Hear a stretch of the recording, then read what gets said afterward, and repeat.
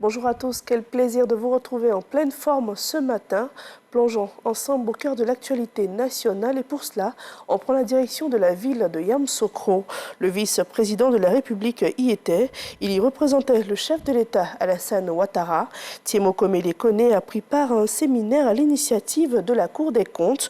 Ces travaux ont porté sur la bonne gestion des finances publiques par les maires et présidents de conseils régionaux. Ahmad Traoré. Pour les collectivités territoriales, disposer de moyens est essentiel pour fonctionner et contribuer au développement socio-économique. Les ressources dont elles disposent sont constituées de subventions, d'impôts et de taxes prélevées sur les citoyens. Au titre de l'année 2024, la collectivité territoriale devrait recevoir de l'État un concours financier de 329 milliards, dont 208 milliards au titre des recettes affectées et 120 milliards au titre de dotation budgétaire de l'État aux collectivités territoriales et aux districts autonomes. La Cour des comptes a pour mission, entre autres, de s'assurer du recouvrement des ressources publiques et de leur bon emploi afin de promouvoir la transparence. C'est d'ailleurs ce qui motive la tenue de ce séminaire intitulé « L'élu local et la bonne gestion des finances publiques ».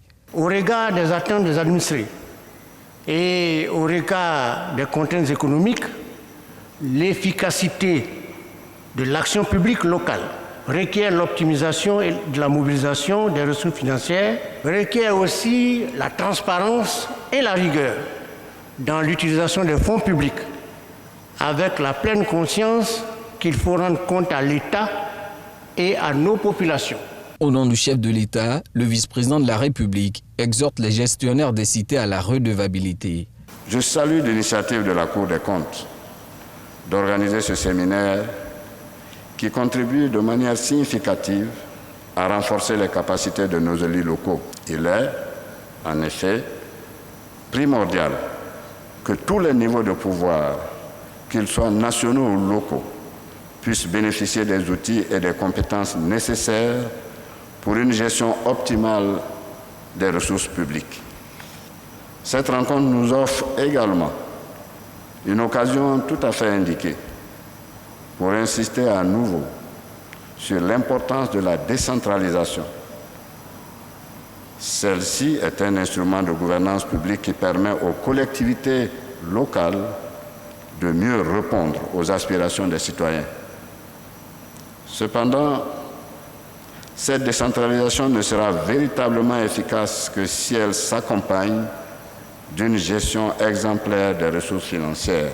Ce séminaire, qui en est à sa 3e édition, instruira les élus locaux, entre autres, sur les notions de la digitalisation de la mobilisation des ressources propres, sur le fonctionnement du compte unique du Trésor et sur la responsabilité des ordonnateurs.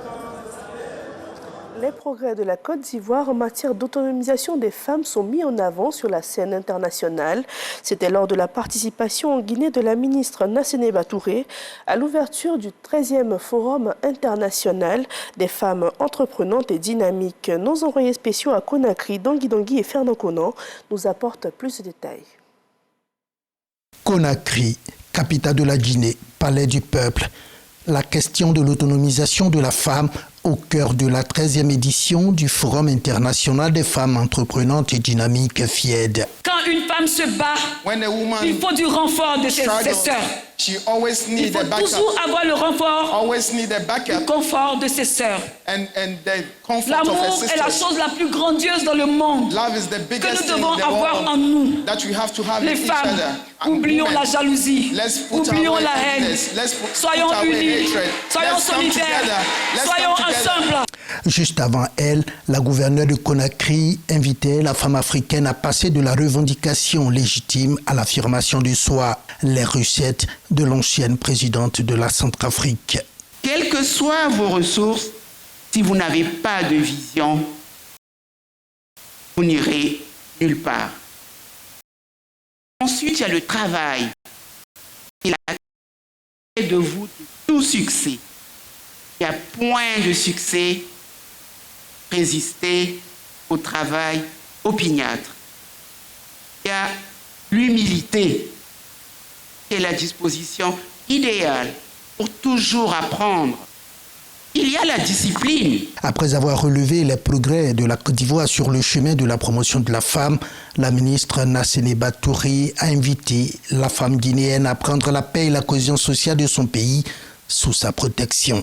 Il faut continuer à garder cette cohésion sociale et cette quiétude qui sont des conditions sine qua non au développement de votre pays. La 13e édition du FIEDA porte thème le rôle des femmes dans la transformation de l'économie africaine, nécessité de réaliser des infrastructures.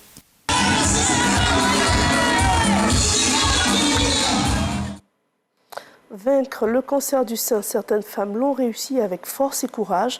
Dans ce reportage, c'est la résilience de ces femmes qu'on aimerait vous partager. Nadia Sabé, vous la connaissez sûrement, cette jeune chroniqueuse du RTI1 n'a pas été épargnée par la maladie. Aujourd'hui, après toutes ces séances de chimiothérapie, elle renaît de nouveau. Et c'est ce qu'on aimerait vous partager dans ce journal avec Khalil Diomandé. C'est aucune faute. Bonjour monsieur. Bonjour chef. Mais c'est quoi l'odeur ça? Quand vous avez lâché dans la voiture pendant que les vitres étaient fermées? Oh chef. Réputée pour son énergie débordante et sa joie de vivre, Nadia Sabé ou encore Larissa Congo a failli passer de vie à trépas. Au lendemain de la Saint-Valentin en février 2024, la jeune humoriste est diagnostiquée d'un cancer de sein. Je pensais que j'allais mourir. Je me suis dit c'est fini, peut-être je ne vais pas voir la fin de l'année. Et la première nuit, je l'ai mal vécu. Je l'ai très mal vécu, c'était très difficile. Durant les premières semaines de la maladie, Nadia enchaîne les nuits blanches, le moral brisé et submergé par la douleur. En témoigne cet enregistrement transmis à sa mère un soir. Tout est tellement dans mon dos, ma colonne vertébrale.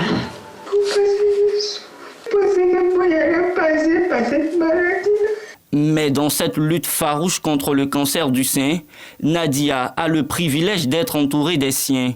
Son amoureux Ariel Chéné, omniprésent à ses côtés. Mon époux, chaque nuit, il me disait « N'abandonne pas. Parce que si tu abandonnes, qu'est-ce que moi je deviens? Ne me laisse pas tomber. S'il te plaît, continue de te battre. » Ma mère qui me disait tu es ma seule fille, c'est sur toi que je compte. C'est vrai que les médecins soignent, mais l'amour guérit. Si vous n'êtes pas entouré des personnes qui vous aiment, si vous n'êtes pas entouré d'amour, je pense que la dépression prendra le dessus. Moi, je dis c'est Dieu. Parce que même quand ils avaient commencé la chimio, la voici qu'elle a, je dis, moi j'ai confiance, tu vas t'en sortir. J'ai foi, mon Dieu. La foi, l'espoir et l'amour des proches, voilà ce qui aura permis à la jeune dame de surmonter cette épreuve. Une épreuve retracée de bout en bout dans un film documentaire, Voyage au cœur de la vie. Dans ce documentaire, Nadia dévoile au grand public toutes les étapes parcourues depuis l'annonce de son diagnostic jusqu'à sa période de rémission. Je me suis vue en train de perdre mes cheveux. Ariel m'a rasé. Difficile pour les spectateurs de contenir leurs émotions. Nadia revient de loin. Nadia, c'est une guerrière. Nadia, c'est vraiment la résilience faite chair. Ce film vient de nous montrer que lorsque le cancer est vite diagnostiqué, il y a des moyens ici en Côte d'Ivoire de guérir, d'avoir des améliorations. Cette maladie, pour la vaincre, il faut être entouré. Et la présence de son mari, Ariel Chéné, a été importante dans ce combat. En partageant leur expérience, Nadia et sa famille veulent redonner espoir aux autres victimes du cancer. On a eu recours au Seigneur qui nous a vraiment aidés. Voilà, c'est le conseil que je peux donner aussi à toutes les personnes qui sont en train de traverser ça. Se confier à Dieu, se battre, jamais se décourager, parce que la maladie est plus psychologique que physique. Ce que moi je peux conseiller aux gens, c'est de ne pas cacher la maladie. Parce que tant que tu caches, tu n'auras pas de remède. Nadia reste optimiste quant à l'avenir. Elle donne rendez-vous aux téléspectateurs très bientôt sur le petit écran. Elle l'a dit, les médecins soignent, mais l'amour guérit. Entourez-vous de vos proches et surtout, faites-vous dépister. À l'approche de la présidentielle, le médiateur de la République pose plusieurs actions afin de garantir des élections apaisées. Et pour cela, l'implication des guides religieux chrétiens est primordiale. Ce sont 200 pasteurs du COSEPSI qui ont été mis en mission pour se former sur la gestion des conflits communautaires afin de mieux les prévenir. Frédéric Oulaï et Mama Traoré. À quelques mois de l'élection présidentielle de 2025, les guides issus des différentes communautés évangéliques et protestantes regroupées au sein du COSEP, Conseil supérieur des évangélistes et protestants, entendent jouer leur partition pour un climat apaisé. Au nombre de 200 pasteurs, ces serviteurs de Dieu ont échangé avec le médiateur de la République sur la formation et la sensibilisation aux valeurs de paix qu'ils viennent de recevoir. Nous travaillons déjà à la réconciliation des vies, des âmes avec le Seigneur et entre les frères et les sœurs. À partir de cette formation que nous venons d'avoir, moi, en tant que directeur de cabinet, c'est de suivre afin que les différentes formations qu'on a reçues puissent être appliquées dans les différentes régions, dans les différentes zones où le COSEPSI est représenté. À l'issue de ces 3 mois de formation, les hommes de Dieu s'engagent à être des ambassadeurs de paix et de cohésion. Pour les prochains mois, ils promettent de descendre sur le terrain pour prêcher l'évangile d'une élection sans violence. Nous serons en amont des personnes habilitées à régler des moments de conflit selon nos compétences parce que en toute chose, il faut se référer. Donc nous pourrons aider la communauté à pouvoir régler des conflits. Cette formation en milieu évangélique vient aussi renforcer les capacités de ces pasteurs dans la gestion des conflits communautaires. Et à présent, on va s'intéresser à ces êtres vivants qui partagent notre quotidien, les animaux de compagnie, comment favoriser leur bien-être. Une question importante mise sur la table lors d'une réunion dans la commune de Songon. En présence du ministre des Ressources animales et halieutiques, plusieurs propositions ont été faites. Juliette Ouéa. Les animaux en divagation posent des problèmes de santé et de sécurité publique. Ces chiens et chats errants dans les rues peuvent être agressifs, voire dangereux pour les populations. En Côte d'Ivoire, plus de 50% des victimes de la rage sont des enfants de moins de 15 ans qui meurent à cause de leur amour pour les animaux. Pour mettre fin à ce fléau, le ministère des Ressources animales et halieutiques met en place un mécanisme d'amélioration du bien-être animal conformément au projet initié en 2023. Ce mécanisme est exécuté par le projet d'amélioration du bien-être animal en Côte d'Ivoire et consiste à produire les outils juridiques de gouvernance du bien-être animal, rendre opérationnelle la cellule de capture des animaux errants en Côte d'Ivoire, identifier et enregistrer tous les animaux de compagnie et les équidés, c'est-à-dire les chevaux, ânes, sur toute l'étendue du territoire national, et aussi à sensibiliser les propriétaires d'animaux sur les bonnes pratiques de détention et de transport de leurs animaux de compagnie. Je voudrais vous exhorter à vacciner obligatoirement vos animaux de compagnie contre la rage. Les propriétaires d'animaux de compagnie ont compris le message. Ils s'engagent davantage à être responsables. Mon chien était vacciné, je prends soin de lui. Bon, il y a eu donc croquette. Mon chien n'a pas vacciné, j'ai envie de le vacciner quoi. Et je viens pour le vacciner. Le ministre des Ressources animales et halieutiques, Sidi Temoko Touré, a remis aux différentes équipes du projet de bien-être animal des véhicules et kits de capture des animaux errants. Plusieurs animaux de compagnie ont également été vaccinés. Il vient de rentrer dans l'histoire du football mondial. Rodri vient ainsi de décrocher le prestigieux titre de Ballon d'Or 2024. Le milieu de terrain espagnol de Manchester City succède ainsi à Lionel Messi à l'issue d'une saison où il a été successivement sacré champion d'Angleterre avec Manchester City, puis champion d'Europe avec l'Espagne. À ses côtés, Aitana Bonmati a pour la deuxième fois consécutive remporté le titre de Ballon d'Or féminin 2024 après une saison hors norme avec le FC Barcelone et l'Espagne. Dans l'actualité internationale, depuis hier, le président français Emmanuel Macron séjourne au Maroc. Il est en visite d'État dans le pays dès son arrivée. Plusieurs accords d'investissement ont été signés entre les deux pays. Il s'agit d'un montant global allant jusqu'à 10 milliards d'euros.